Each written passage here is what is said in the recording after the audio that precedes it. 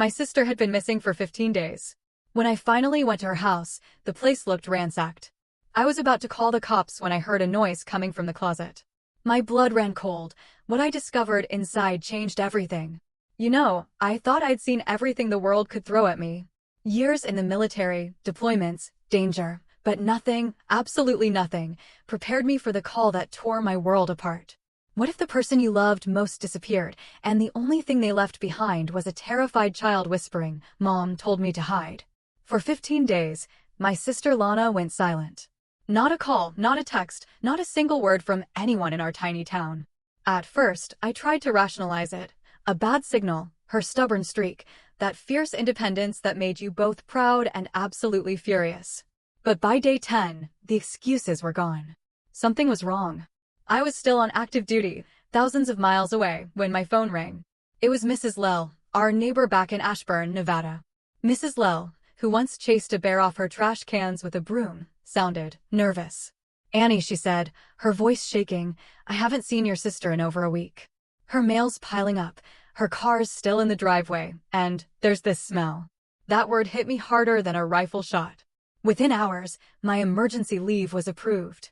My CO didn't ask questions. I didn't offer details. Soldiers don't need reasons to go home when family's involved. I threw my duffel bag in the back of my Jeep, grabbed a gas station coffee that tasted like melted rubber, and started the 6-hour drive north. Ashburn was nothing special. A few blocks of old houses, one gas station, a diner still playing 80s music, and miles of dry desert stretching beyond. It was the kind of place where everyone knew everyone's business, which made the silence about Lana all the more terrifying. When I pulled onto her street, everything looked the same, yet the air felt heavy, like the whole neighborhood was holding its breath.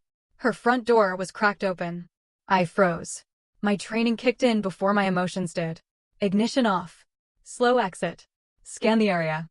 The porch light flickered. A pile of unopened mail lay by the mat.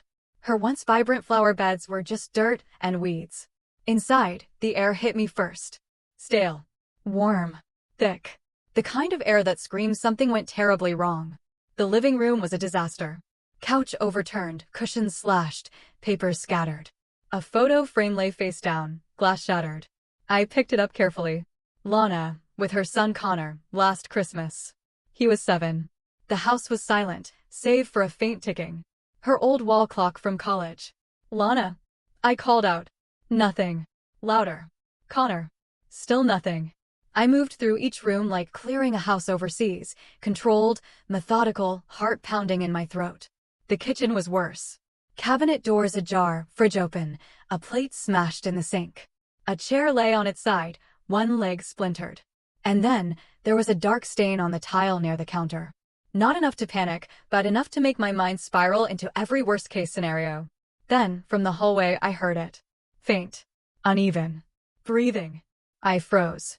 My hand instinctively went to my sidearm, before I remembered it was locked in the car. I moved closer, the sound leading me to Lana's bedroom. The door was half open, the room beyond a hurricane of torn sheets, a broken lamp, dresser drawers dumped onto the floor. And then came a soft whimper. From the closet. I approached slowly, every muscle in my body tense. "Hello," I said, trying to keep my voice calm. "It's Anne. I'm not going to hurt you." The only answer was a shaky inhale, then silence. I took a deep breath and opened the closet door. At first, I saw nothing. Then my eyes adjusted. A small figure crouched in the corner, behind a pile of clothes. Connor. He was pale, filthy, and trembling. His eyes, wide and unfocused, darted toward me like a wild animal. I knelt down slowly, hands visible, the way you approach someone in shock. "Connor," I whispered. "It's me, Aunt Anne. You're okay now." He didn't move. For a second, I thought he didn't even recognize me. Then he blinked and made a sound somewhere between a sob and a gasp. I reached forward carefully, but when my fingers brushed his arm, he flinched hard. His skin was ice cold. "Hey," I said softly. "You're safe now. No one's going to hurt you." He shook his head. Mom told me to hide," he whispered, his voice breaking. That single sentence felt like a knife twisting in my chest. I pulled him out gently, wrapping him in my jacket. His body was so light, it scared me. He must have been in there for days. He clutched his old stuffed bear, the one Lana bought him at the county fair 2 years ago. "Where's your mom?" I asked. He didn't answer. He just buried his face against me and whispered, "Don't let him come back." That was enough. I knew this wasn't some random robbery. I carried him out to the Jeep and drove straight to the nearest hospital. On the way, he didn't say a word. Just stared out the window, his reflection ghostly in the glass, eyes hollow. At the ER, doctors rushed him inside. I finally exhaled. When a nurse asked what happened, I told her the truth. I don't know yet. I sat in the hallway under buzzing fluorescent lights, replaying everything. The broken furniture. The stains. The silence. And that smell Mrs. Lell mentioned. It hadn't been the smell of death. It was something else. Chemical. Like cleaning products. Or something used to cover something up. After what felt like forever, a doctor came out. "He's stable," she said. "Dehydrated, hungry, but no major injuries. He's been through serious psychological trauma, though." "You said he was alone for days." 3, maybe 4, I said. He didn't say much. She nodded grimly. "We'll keep him overnight, but you should call the police." I already had. 2 officers showed up about 20 minutes later. Detective Merritt and a younger partner who looked like he'd just learned how to shave. Merritt had that seasoned calm I'd seen in senior officers, steady eyes, slow breathing, a voice that didn't waste words. He listened as I told him everything, from the call that made me drive up, to finding Connor in the closet. He didn't interrupt, just nodded and jotted things down in a worn notebook. When I finished, he asked, "You sure you didn't touch much in the house?" "Just the door handles and the closet," I said. "Good. We'll treat it as an active crime scene."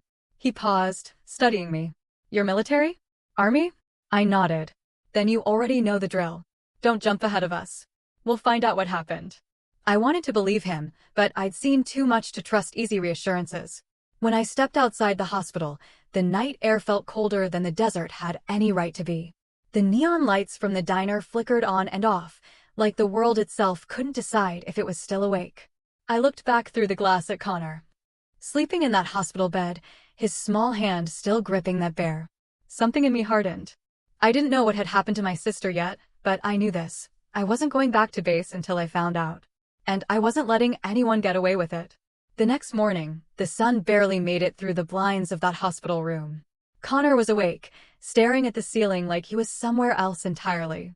When I walked in, he didn't flinch. Just followed me with his eyes. The nurse said he hadn't said a word since I left, not even when they offered him breakfast. The tray was untouched, except for the chocolate milk. Kids always go for the chocolate milk. I pulled a chair next to his bed and sat down. "Hey, champ," I said quietly. "You did good last night. You're safe now." He didn't reply, but his fingers fidgeted with the edge of the blanket. He looked smaller than I remembered, like the fear had shrunk him. I wanted to ask him 100 questions, but Detective Merritt walked in before I could start. He looked like he hadn't slept either. He gave me a nod. "Morning, Lieutenant. We've got a team at your sister's house. You might want to come with us when you can." "I'm coming," I said. He looked at Connor. "The kid's staying here for now. We'll have someone from Child Services check on him until family arrangements are made." "I'm family," I said, sharper than I meant to. He raised a brow, like he expected that. "Then you'll be the one signing custody paperwork later," he said calmly. "But for now, let the doctors handle him. You and I have a scene to visit." I leaned close to Connor before leaving. "I'll be back soon, okay? You're safe here." He turned his head slightly, eyes glassy, voice barely a whisper. "Don't go to the house." That stopped me cold. "Why not?" He shook his head and hid under the blanket. "He'll come back." I didn't push him. I just tucked the blanket around him and left. But those words stuck to my brain like static. The drive back to the house was quiet, except for the hum of Merritt's radio. He kept his eyes on the road, one hand on the steering wheel. "You said your sister was a single mom?" "Yeah," I said. "Divorced. The dad's not in the picture." He gave a short nod. "She had anyone else in her life recently? Boyfriend, business partner, anything?" I shook my head. "Not that I know of. We weren't in touch as much lately." He looked over briefly. "Military distance." I gave a humorless laugh. "You could say that." When we pulled up to the house, the whole street looked different. Police tape across the yard. 2 squad cars. A forensics van unloading gear. Neighbors stood behind fences, pretending not to stare. I stepped out and inhaled the dry morning air. The smell that had hung in the house last night was gone. Or maybe I was just too focused to notice it now. Inside, the place looked worse in daylight. Every detail screamed chaos. The forensics team moved carefully, snapping photos, dusting surfaces. Merritt walked me through it. Signs of a struggle in the living room, he said. Broken glass, overturned furniture. We found partial prints on the doorknob and the counter. Looks like at least 2 sets. He nodded. One likely belongs to your sister. The others unidentified so far. In the kitchen, one of the techs crouched, swabbing something. Possible blood trace, she said without looking up. Merritt scribbled that down. I leaned against the wall, arms crossed. You think it's a robbery? He shook his head. No forced entry. Whoever did this, they were either let in or had a key. That sentence felt like a punch to the gut. I stared at the broken chair. Lana used to joke that she could handle anything life threw at her, but this didn't look like she'd had a chance. A younger officer walked up, holding a small evidence bag. Detective, found this behind the couch. Inside was a torn envelope with a few crumpled bills still inside. Merritt frowned. Looks like cash. Not much. Maybe $50. I noticed something else. A faint, smeared note on the back. That's my sister's handwriting, I said, pointing. The ink was half faded, but I could make out 2 words, don't trust. The rest was gone. Merritt looked up at me. Don't trust who? If I knew that, I said, we wouldn't be standing here. He pocketed the evidence bag and turned to another officer. Check bank statements. See if she had any withdrawals recently. Credit card, store accounts, anything that shows unusual activity. While the team worked, I walked down the hall toward Lana's bedroom. The closet door was still open. The faint outline of where Connor had crouched was visible on the carpet. The stuffed bear wasn't there anymore. The hospital must have let him keep it. I crouched and noticed something shiny behind a stack of boxes in the corner. I pulled it out, a small silver necklace with a compass charm. I recognized it instantly. My gift to Lana when I first deployed. So you'll find your way back, she'd said. I handed it to Merritt quietly. He examined it, then slipped it into another evidence bag. You and your sister close growing up? He asked. Close enough to fight about everything, I said. But yeah, she looked up to me. I guess I didn't do much to deserve that lately. He didn't respond. He didn't have to. By the time we left, it was close to noon. The sun was brutal. The smell of dust and old paint clung to my clothes. Merritt stopped by his car. We'll run prints, check surveillance, talk to the neighbors again. You should get some rest. Rest isn't going to help, I said. Then at least eat something. Soldiers forget that's important, too. He gave me his card and told me he'd call once they had results. I watched the forensics van pull away before heading back to the hospital. Connor was awake again when I got there, sitting cross-legged on the bed with a coloring book someone had brought him. He looked up when I walked in, but didn't smile. Did you go? He asked. Yeah. His lip trembled. Was she there? I hesitated. Nobody. Not yet. He stared down at the page, gripping the crayon tighter. The man said she'd be okay. What man? He didn't look up. The man who came that night? Mom said to hide, and then they shouted. He was mad. He broke things. My pulse quickened. Did you see him? He nodded slowly. He wore a black jacket. He smelled like gas. Gasoline. Yeah. He sniffled. He took Mom's phone. Then it got quiet. I took a deep breath, steadying myself. Do you remember what he looked like? Anything at all? Connor bit his lip. He had a scar here. He pointed to his chin. And he said something about money. He said she owed him. That was enough. I knew we weren't dealing with a random intruder. Merritt would want every word of this. I called him from the hallway and gave a quick rundown. He didn't interrupt. Just said, we'll run it through our records. Sounds like a debt collector or loan shark. When I hung up, I glanced back into the room. Connor had started coloring again, pressing too hard on the crayon until it snapped. He didn't seem to notice. I walked over, crouched beside the bed, and picked up the broken piece. Hey, I said. You're not alone anymore, okay? He didn't answer, but he leaned into me, just slightly. It wasn't much, but it was enough. Outside, the late afternoon light stretched long across the parking lot. I stood by the window, watching people come and go. The world moving on like nothing had happened. Somewhere out there, someone knew exactly what happened to Lana. Someone thought they'd get away with it. I'd seen men like that before overseas, in alleys and markets. Men who hid behind excuses and left others bleeding for it. And if this was the same kind of man, he'd learn the same lesson soon enough. The next day started with the kind of cold wind that made the whole town feel half asleep. I was sitting in the back of the precinct, coffee gone lukewarm, watching Detective Merritt pin photos of my sister's house onto a board. crime scene prints, the blood sample, the torn envelope with Lana's handwriting, all laid out like pieces of a puzzle no one wanted to finish. Bank records came back, Merritt said, flipping through a folder. Your sister withdrew close to $6,000 2 weeks ago. Cash. No trace after that. She didn't keep that kind of money lying around, I said. She ran a bookkeeping service from home. That's not exactly rolls of cash work. Merritt nodded. Which means she was paying someone. Or trying to. He handed me a photo. It showed a black SUV parked near her street the night before she went missing. Caught by a neighbor's security camera. The image was grainy, but I could make out a decal on the back window, a white falcon silhouette. You ever seen that before? He asked. I shook my head. No. But Connor mentioned a man with a scar on his chin. Smelled like gas. Maybe that's our guy. Merritt grunted. We'll run the vehicle through DMV and cross-check loan shark activity in the area. I leaned forward. Loan shark? You think my sister was mixed up in that? He hesitated. We found a burner phone in her nightstand. Texts between her and someone named Reed. No last name, no profile picture. Just a bunch of messages asking for more time to fix it. The word fix hit like a slap. Lana always said that whenever she was trying to keep a secret. Don't worry, I'll fix it. What kind of messages? I asked. He slid the printouts across the table. The last few were short, frantic. Lana, please. I just need a few days. Reed, you had your chance. You know how this works. Lana, don't come here. My son's home. Reed, that's your problem. Merritt looked up.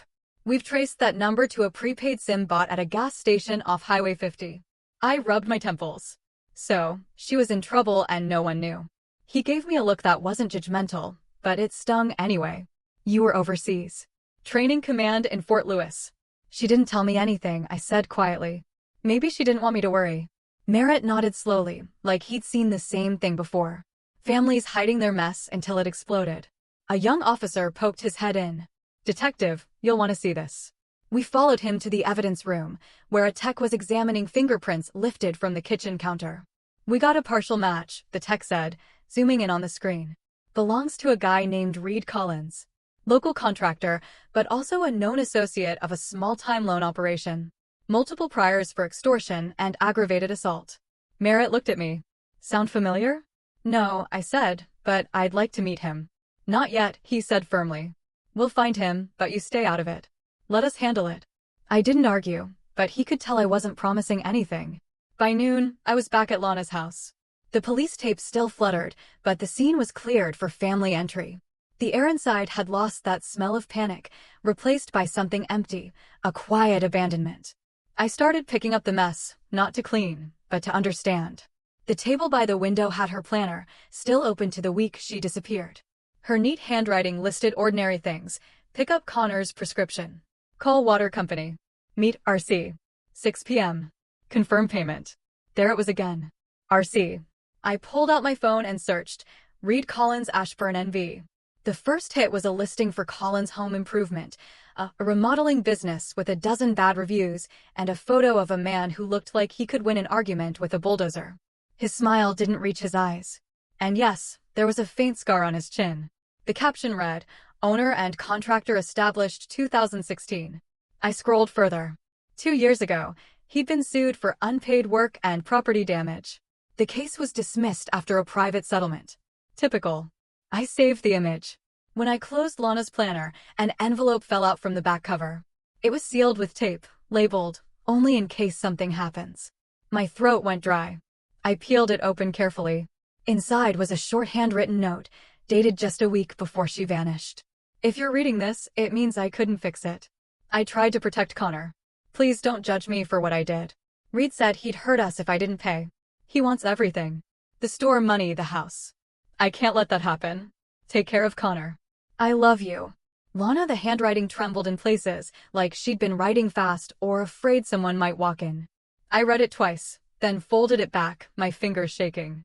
I wasn't sure if I was angrier at her for keeping it secret or at myself for not seeing it sooner. I called Merritt immediately and read the note to him. He didn't sound surprised. That confirms it, he said. Reed Collins isn't just a suspect. He's the key. We're getting a warrant for his business records and home address. We'll find him. I hung up and looked around the house again. Every detail suddenly made sense. The broken furniture. The scattered papers. The missing phone. It wasn't random. It was desperation. She'd fought back.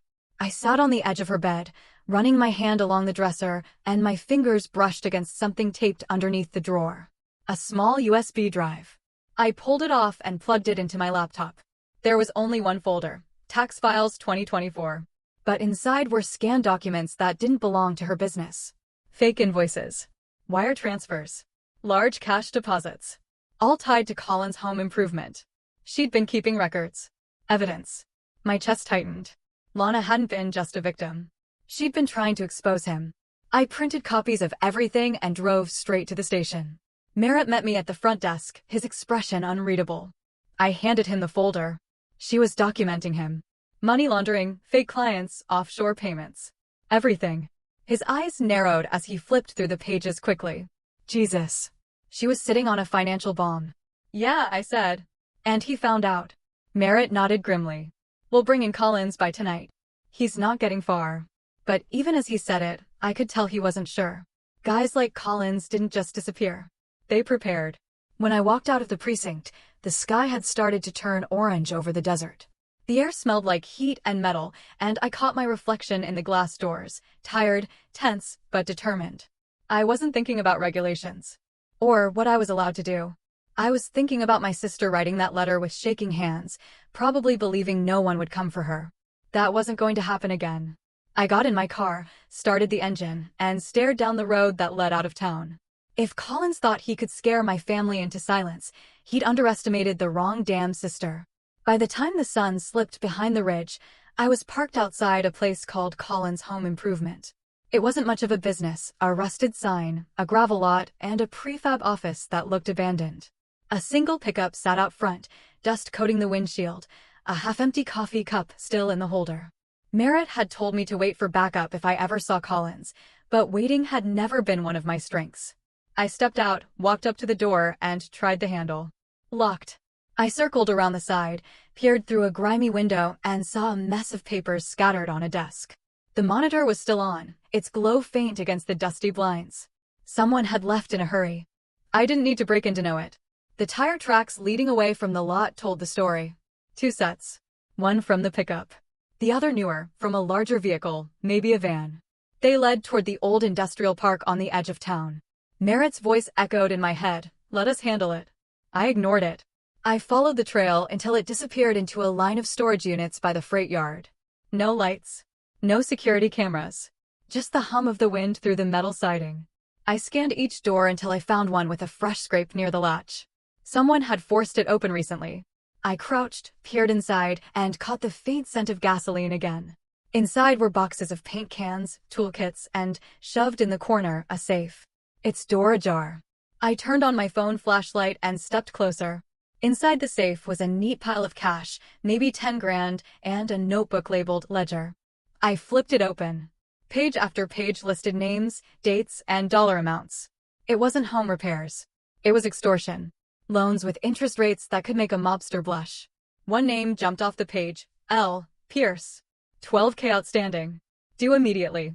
My sister had been in debt to this man, but more than that, her name was circled in red ink, and under it, in a rushed scrawl, were the words, "Too risky." Problem.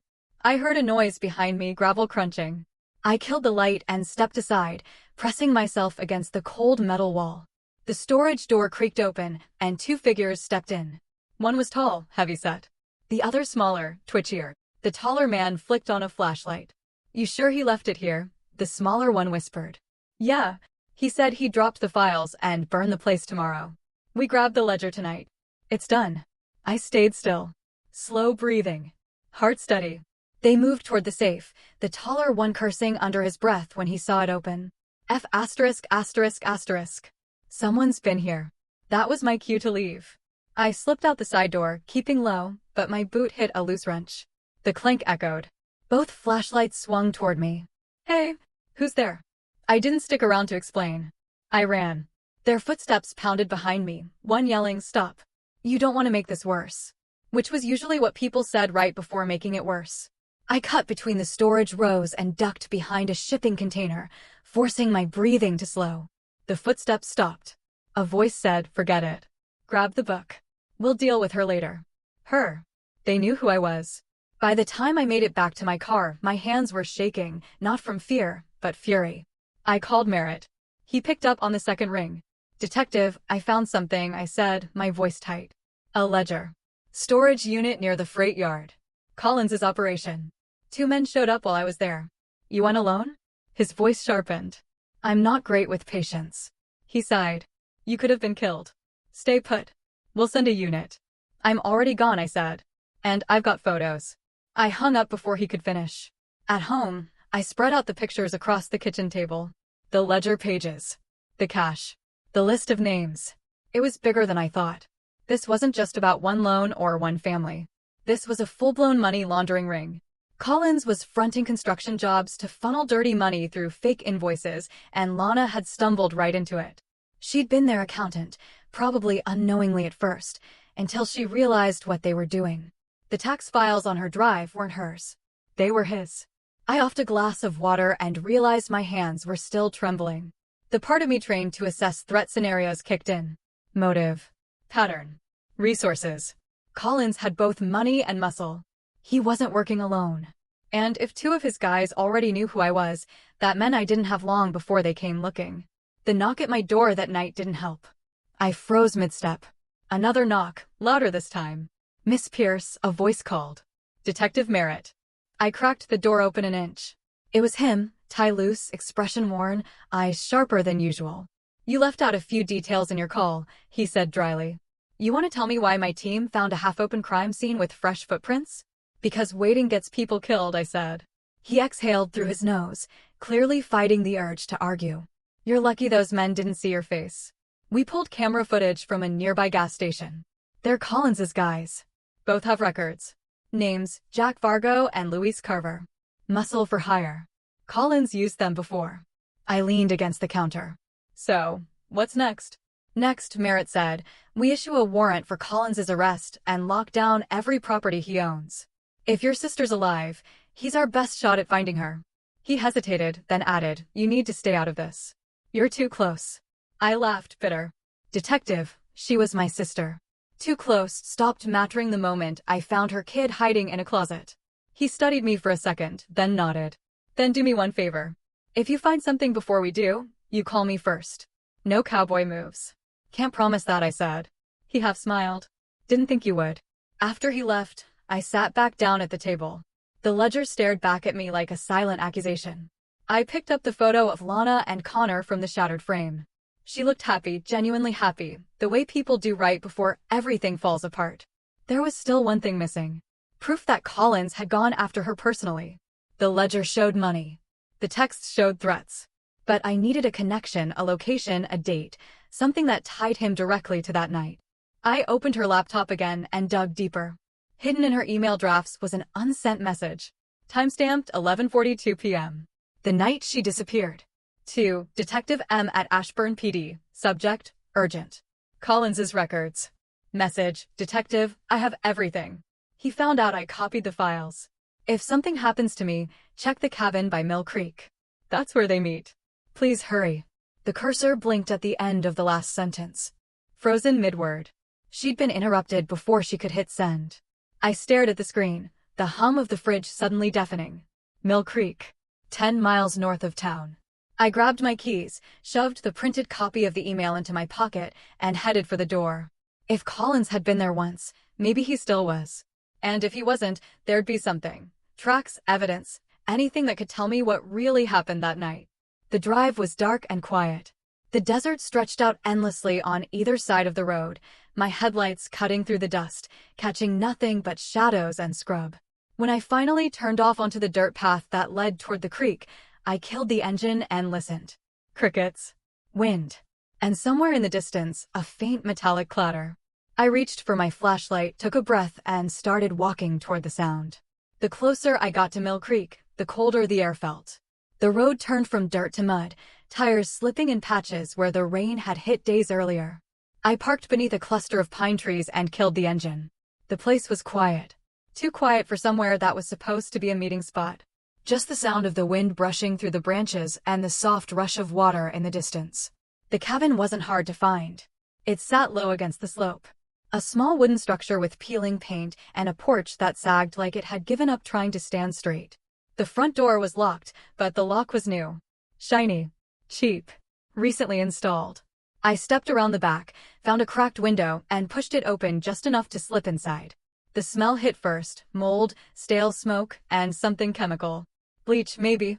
Inside, the place looked abandoned. One table, 2 chairs, a metal filing cabinet, and an ashtray full of cigarette butts. On the table sat a single object, a mug, half full of coffee, still warm. Someone had been here. I froze, listening. No footsteps. No voices. Just the soft drip of water from a leaky pipe. I took a step closer to the table and noticed a few sheets of paper beside the mug. They were damp, edges curled, ink smudged. The top page was a printout of a bank transfer, Colin's home improvement, to an account under a fake name. The same offshore account Lana had documented. Another page was handwritten. The same messy scrawl I recognized from her planner. I held it up to the light. If you ever find this place, it means he knows. I didn't have time to finish what I started. The files, the ledger, everything he uses to hide money, it's there. Here. Please don't come after him. Take Connor and leave. I know you won't, but I have to say it anyway. My throat tightened. Even in a note meant for the worst-case scenario, she'd still known exactly how I'd react. I know you won't. She was right. The floor creaked behind me. I spun around. A man stood in the doorway, silhouetted against the fading light. Tall. Heavy-set. Hands raised slightly. He looked about 40, maybe 50, wearing a work jacket streaked with grease. His face was rough, his chin marked with a thin white scar. Lieutenant Pierce, he said calmly. You shouldn't be here. Collins, I said, voice flat. You've got a lot of nerve showing up. He smirked. Funny, I could say the same thing. You break into private property, go through my stuff. That's not exactly by the book for a soldier, is it? This isn't about rules, I said. It's about what you did to my sister. He took a step forward. Slow. Deliberate. Your sister made a mistake. She got involved in something she didn't understand. I tried to help her, told her to walk away. She didn't listen. I clenched my fists. You mean she didn't pay you fast enough? His eyes hardened. She stole from me. That's a lie. She took the files. He snapped. Do you have any idea what that put me in? The people I work with don't like mistakes. She panicked. And now look where we are. So you killed her. He shook his head, almost casually. If I wanted her dead, you'd have found a body by now. The way he said it made my skin crawl. Not if she's dead, but if I wanted her dead. Intentional. Precise. I took a step closer. Where is she? Collins tilted his head slightly, that smug smile never fading. You're asking the wrong questions.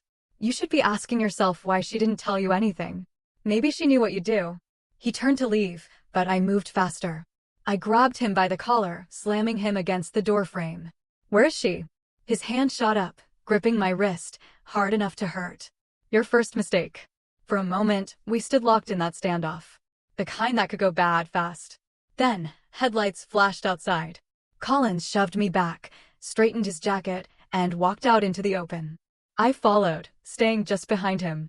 A dark sedan had pulled up. 2 men stepped out, the same ones I'd seen at the storage unit. Vargo and Carver. Collins waved them off with a flick of his hand. It's fine. She's leaving. Like hell I am, I said. Merritt's voice cut through the night from behind me. Actually, yes, you are. He stepped into view, flashlight in hand. 2 uniformed officers behind him. Collins froze, his smirk fading. Merritt, I said, not taking my eyes off Collins. You're late. Story of my life, he said. Collins, you're under arrest for obstruction, extortion, and suspicion of kidnapping. Hands where I can see them. Collins looked annoyed, more than scared. You got no proof of anything. Oh, we've got plenty, Merritt said. Between the ledger, the offshore accounts, and your text threatening a single mother, I'd say you're not walking out of here tonight. Vargo took a step forward, but the younger officer raised his weapon. Don't. For a second, the air hung heavy. Then Collins smiled again. Slow. Deliberate. You boys think you've got this under control, he said. But you have no idea who you're actually dealing with. Merritt cuffed him without a word. As they led him toward the car, Collins turned his head and looked at me. You think she was innocent, he said quietly. But you didn't know your sister like I did. The words stuck to me like oil. I wanted to ask what he meant, but Merritt nudged me toward his car. Let it go, he said. We'll get more out of him at the station. Back at headquarters, Collins sat in an interrogation room, smug and silent. Through the glass, I watched Merritt and another detective question him. He didn't deny the money or the threats. He just kept circling back to the same phrase, "She wasn't who you think she was." Merritt came out an hour later, rubbing the back of his neck. "He's not talking about her disappearance. Keeps saying she ran, like she took something and left." I frowned. "He's lying." "Maybe," Merritt said, "but maybe not entirely. We ran her bank logs. She made a transfer 2 days before she vanished, $10,000 into an account under the name W. Palmer. We're still tracing it." "W. Palmer?" I repeated. "Never heard of him." "Maybe someone helping her," he said. "Maybe someone helping him. Either way, she didn't tell you everything." He looked at me carefully, like he was measuring how much to say. "You sure you want to keep digging, Lieutenant? Sometimes the truth isn't the comfort you think it'll be." I stared through the glass at Collins, still sitting there like he owned the place, smirk fixed. "Yeah," I said. "I'm sure." When I got home that night, I sat in Lana's old room. The same photo of her and Connor was still on the dresser, now taped back together from where it had cracked. I stared at it for a long time before pulling the note from Mill Creek out of my pocket again. She'd written, "Please don't come after him." She knew exactly who he was and what he was capable of. But she had also left me everything I needed to finish what she started. And I wasn't about to stop halfway. The next morning, the station smelled like burnt coffee and frustration. Merritt was pacing in front of the whiteboard, phone pressed to his ear, barking orders at someone on the other end. I leaned against the doorframe, watching through the glass. Collins had been transferred to county lockup overnight, but his smug expression hadn't faded. The man looked like someone who thought jail was just another meeting he could postpone. When Merritt finally hung up, he sighed and rubbed his temples. "The bastard's lawyer is already filing motions. He's got friends with deep pockets." "Of course he does," I said. "People like him don't do business alone." He glanced at me. "In the meantime, there's one more thing. We pulled the GPS data from your sister's car. Last signal came from a wooded area past Mill Creek. It's private land, technically owned by one of Collins's shell companies. So, we're going there." "We're going there," he confirmed. "But you're riding with me this time." I didn't argue. The drive took less than an hour, but the last few miles were rough, narrow dirt roads lined with pines. No cell reception, just the low hum of the tires over gravel. The kind of place where sound didn't travel and secrets didn't echo back. The car rolled to a stop near a small clearing. Ahead, through the trees, was a narrow cabin. Smaller than the one at Mill Creek, darker, almost camouflaged against the forest. No signs of life, but the air had that heavy stillness that told you something had happened there. Merritt stepped out first, flashlight ready. "Stay close," he said. "Wasn't planning a picnic." We approached the front door, which was shut but not locked. Inside, the smell was faint but distinct, decay mixed with bleach. A contradiction that turned my stomach. The living room was empty except for a single armchair and a stack of cardboard boxes. Dust covered everything except the floor where someone had recently walked. "Fresh prints," Merritt muttered, crouching to look. "Small boot size. Maybe a woman's." I felt my chest tighten. "You think it's hers?" "Could be," he said. "Or someone else who wanted us to think that." He moved toward the back room while I checked the boxes. They were full of old receipts, random junk, and a few photographs. Most were of construction sites, men in hard hats and trucks with the Collins Company logo. But one photo made my blood run cold. Lana, standing next to one of the trucks, smiling for the camera. She looked uncomfortable, like the smile was forced. Behind her, barely visible, was Collins. I turned the photo over. On the back, in her handwriting, was a single date, March 12th. The day before she disappeared. "Detective," I called. Merritt came over, looked at the picture, and exhaled. "She was here." "That confirms it." The back room looked like it had been cleared out in a hurry. Shelves empty, papers torn, a broken phone on the floor. Merritt lifted the mattress from the small cot in the corner and found a stain on the wood beneath, faint, circular, dark brown. He looked at me, expression unreadable. "We'll test it. Could be blood. Could be something else." I stared at it too long and something in me slipped. Not panic, but that creeping hum that starts at the back of your skull and spreads until it takes over your breathing. I'd felt it before, in combat. In chaos. The way the mind fractures between focus and fear. The room tilted slightly. Merritt's voice sounded distant. "You okay?" "Yeah," I lied. "Just give me a second." I stepped outside, bracing against the cool air, focusing on the sound of the wind. In through the nose, out through the mouth. The same rhythm my therapist had drilled into me after the last deployment. Focus on what's real. Ground yourself. A soft sound broke the rhythm. The faint crunch of leaves behind the cabin. I turned, scanning the tree line. A shadow moved between the trees. "Detective," I called quietly. "We've got company." Merritt was beside me in seconds, hand on his weapon. The shadow shifted again, smaller than an adult, quick. Not running, but watching. "Connor," I said before I could stop myself. Merritt shot me a look. "The kid's in protective custody." I stepped forward anyway. Slowly.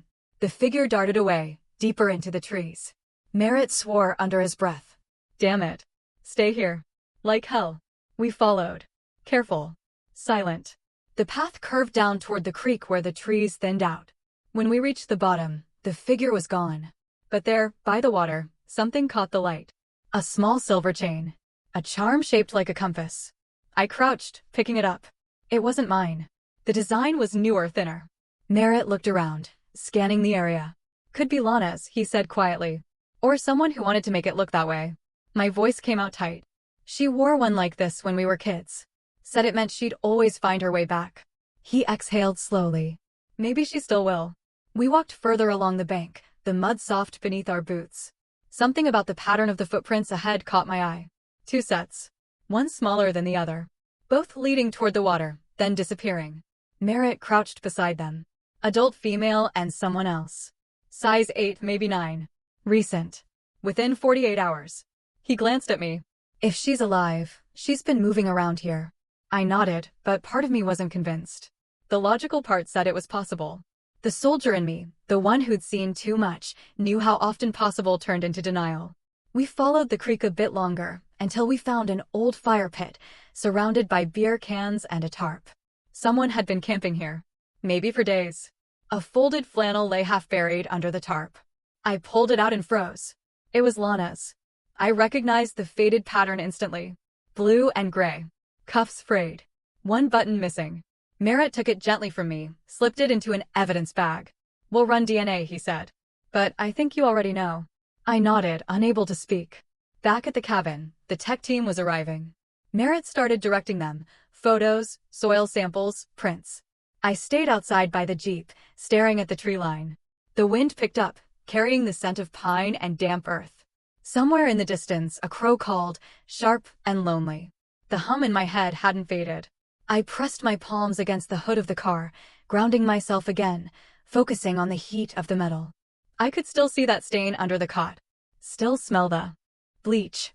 Still hear her voice in my head saying, "Please don't come after him."